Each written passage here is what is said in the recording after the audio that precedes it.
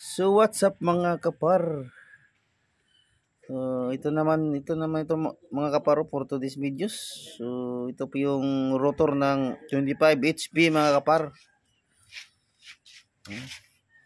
So nilinis na yung yung kaniyang kapar rotor no.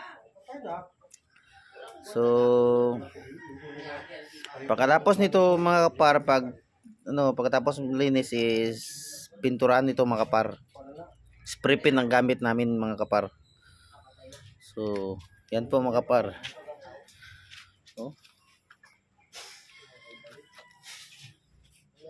So ito po pala yung shafting niya mga kapar. Yan.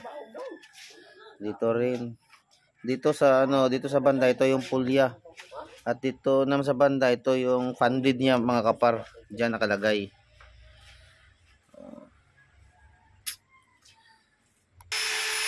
So ito na po yung mga kapar, yung niya, yung stator.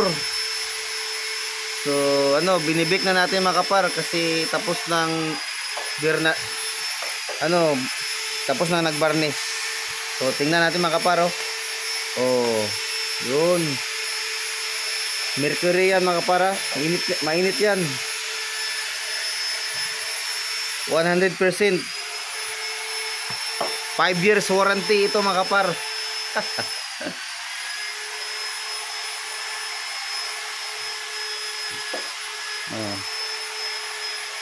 Ito yung terminal niya.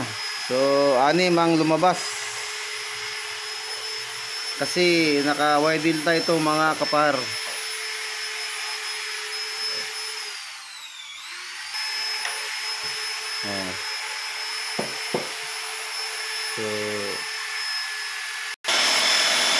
So yan na po mga kaparo,